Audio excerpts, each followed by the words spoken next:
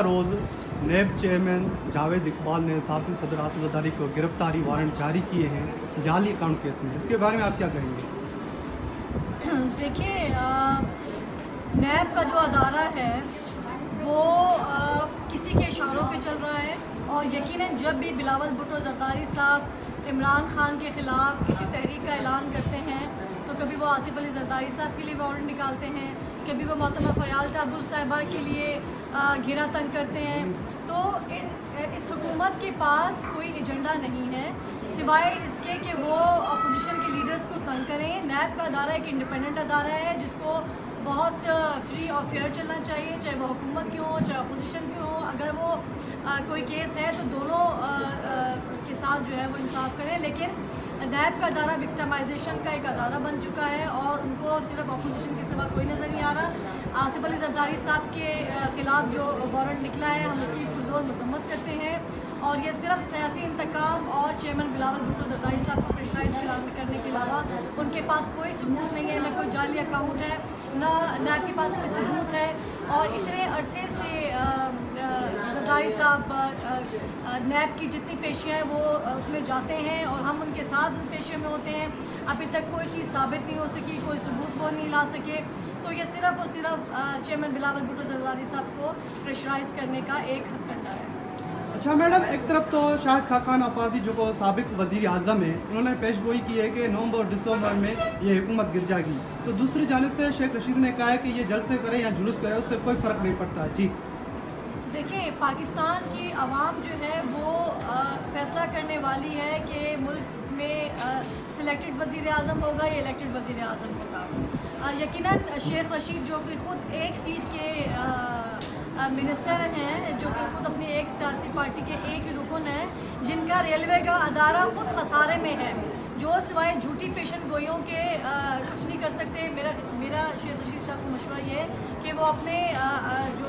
Ministry ہے railway کی اس پہ دھیان دیں تاکہ وہ بہتر کر سکیں. لیکن یقیناً اس حکومت کے جانے کا وقت آ چکا ہے اور بلاول بھٹو زرداری صاحب، ہمارا پاکستان ڈیموکریٹک جو موومنٹ ہے وہ میدان میں نکل چکی ہے. عوام بے چین ہے عمران خان کو گھر بھیجنے کے لیے، اور میں سمجھتی ہوں کہ جس طرح سے عمران خان نے غریبوں کے منہ سے روٹی کا نوالا چھین لیا ہے، جس طرح سے پاکستان کے اداروں کو تباہ کر دیا ہے، جس طرح سے انہوں نے قرضوں پہ قرضے لے کے ملک کا دیوالیہ نکال دیا ہے، تو اب وقت آ چکا ہے کہ عمران خان کو گھر جانا چاہیے اور پاکستان کی عوام جو ہے وہ اسے گھر بھیج سکتی ہے. اچھا میڈم، میرا آپ کو ایک سوال اور ہے کہ نوشا پور سلسلہ کو 30 سال گزر گئے. مقتولہ ایم پی شہناز انصاری نے سی ایم سنت مراد علی شاہ سے 2 سال پہلے ایک لیٹر نکالا تھا سول اسپتال کو اپ گریڈ کرنے کے لیے، لیکن اس کو 2 سال کا پیپر ورک جو ہے ابھی تک کمپلیٹ نہیں ہو رہا ہے. مقتولہ شہریوں نے کہا کہ اگر مقتولہ کے انعام کیا جائے مقتولہ شہناز انصاری کے، تو شہریوں کے لیے یہ بھلائی کا بہت ہی عمل ثابت ہوگا. اس کے لیے جو پیپر ورک ہے یہ 2 سال سے کمپلیٹ نہیں ہو رہا ہے، آپ کیا کہیں گے اس کے بارے میں؟ دیکھیں،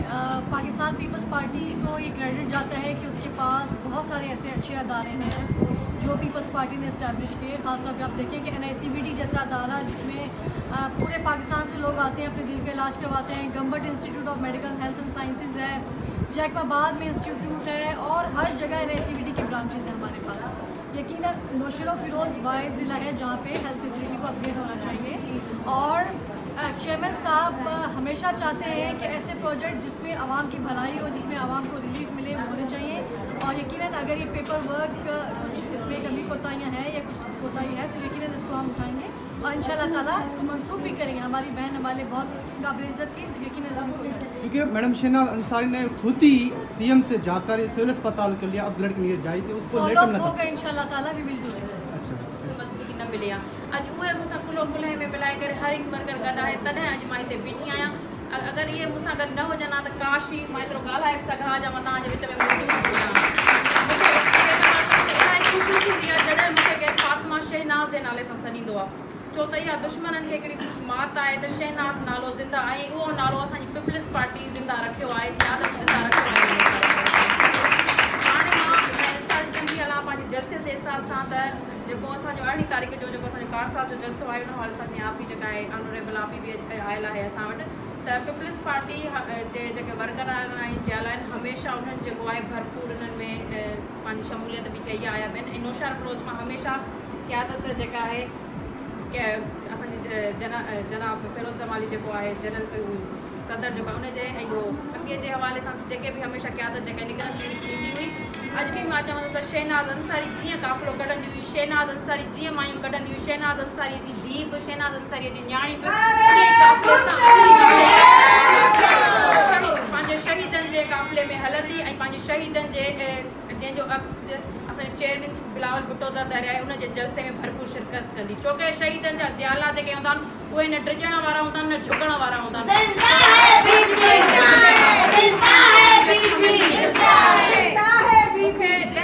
जो हदफ़ ॾिनो वियो आहे मां चवंदसि त अञा बेशक भली मूंखे वधीक ॾिनो वञे त मां उहो बि पूरो करे सघां थी तव्हां मूंखे ॾिनो वञे बाक़ी मुंहिंजो तावन ऐं मुंहिंजो हिन जलसे जे हवाले सां तावन भरपूर आहे बाक़ी मां ॿीहर चवंदसि मां इलाही सारी शुक्रगुज़ार आहियां पंहिंजे ऑनरेबल आफी जी जो मूंखे नंढड़ी सी फ़ातिमा वटि अॼु मूं वटि आई आहे मूंखे एॾो वॾो ऑनर ॾिनो आहे मूंखे एॾी वॾी रेस्पेक्ट ॾिनी आहे मां इलाही सारी शुक्रगुज़ार आहियां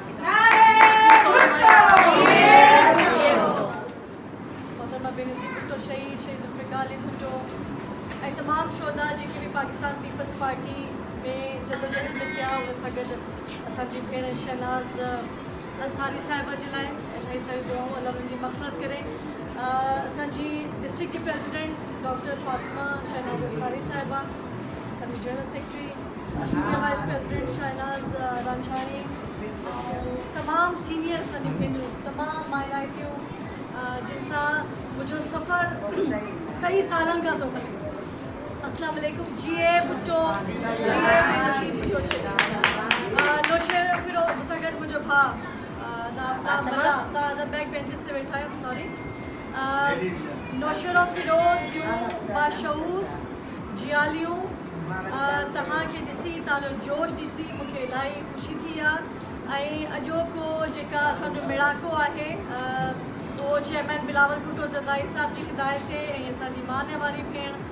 मोहतरमा फरियाल चालपुर साहिबा जी हिदायत ते आऊं ज़िले में वञा पई ऐं हिकिड़ी असां मीटिंग कराची में शुगुफ्ता जुमानी साहिबा असांजी सिंधी सदर जी असां क़यादत में सिंध काउंसिल जी मीटिंग करे चुका आहियूं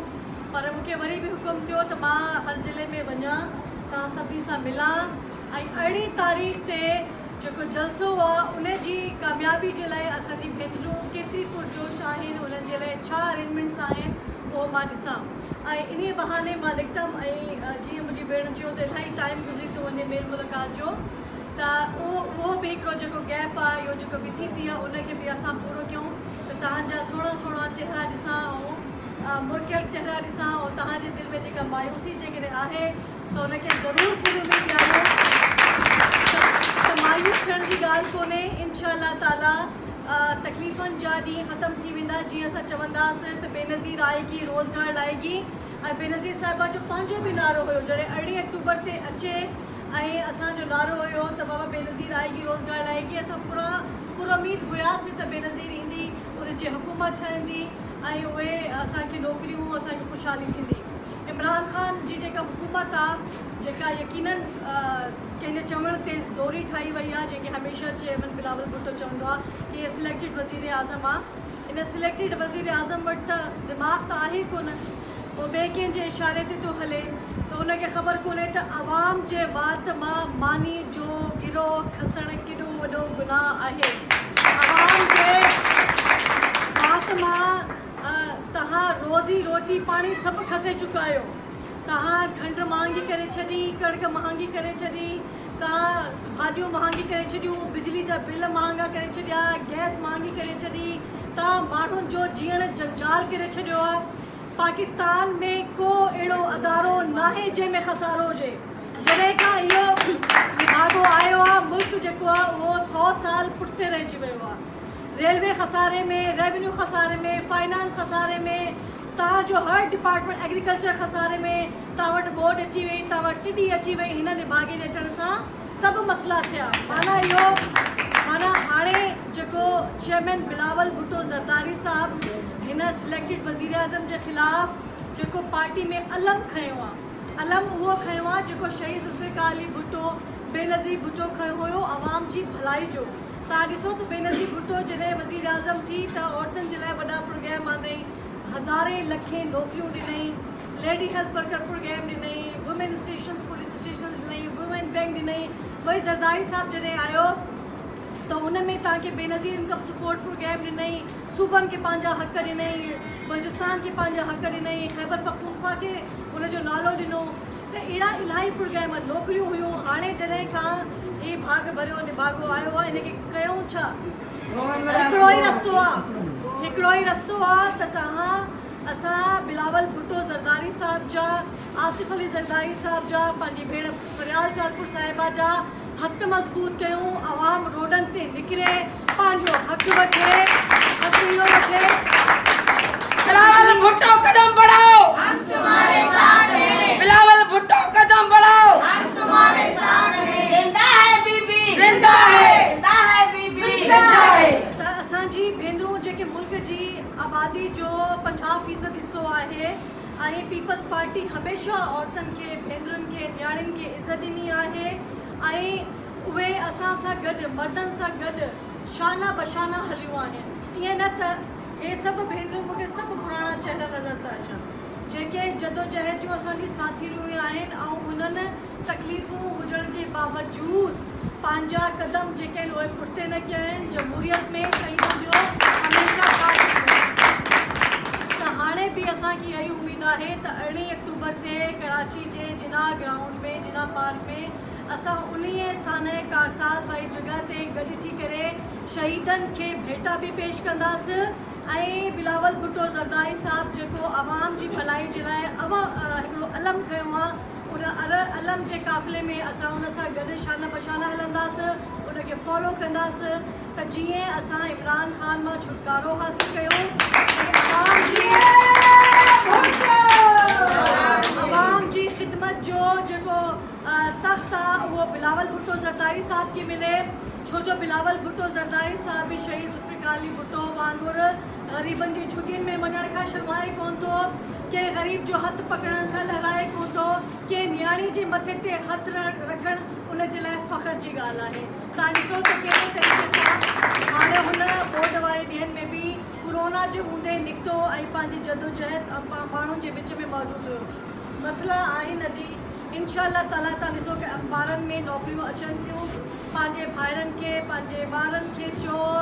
ज़रूरु कमीशन जी तयारियूं कनि, लाइब्रेरी में वेहनि, पढ़नि, लिखत ज़रूरु पास कनि। हाणे 37,000 नौकरियूं आयूं आहिनि टीचरुनि जूं, उहे IBI टेस्ट वठनि। प्लीज़ तव्हां पंहिंजे ॿारनि खे चओ त घटि में घटि लिखत पास कनि, त जीअं असां उन्हनि जी मदद करे सघूं। इंशाअल्लाह ताला फातिमा इनखे लीड थी करे, उन सां गॾु तमामु सीनियर भेनरुनि जो हथ आहे। शहनाज़ रांझाणी इलाही एक्टिव आहे। 2013 जी इलेक्शन में शहनाज़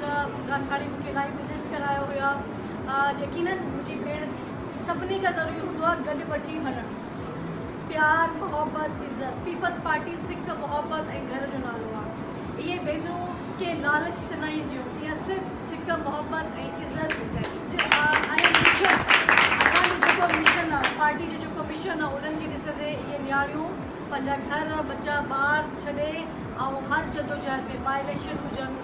जलसा हुजनि, उन्हनि में निकिरंदियूं। ऐं मूंखे उमेदु आहे तव्हां 18 तारीख़ ते बि ईंदव ऐं इंशाअल्लाह तव्हांजे लाइ सुठो अरेंजमेंट कंदासीं त तव्हांखे सफ़र में का तकलीफ़ न थिए। यकीनन सफ़र वॾो आहे, पर अल्लाह ताला, अल्लाह जो हबीब असांजी मदद कंदो ऐं ख़ैर सां वेंदासीं, ख़ैर सां ईंदासीं, सभिनी जी हिफ़ाज़त कंदो। तव्हांजी महिरबानी। जिए भुट्टो।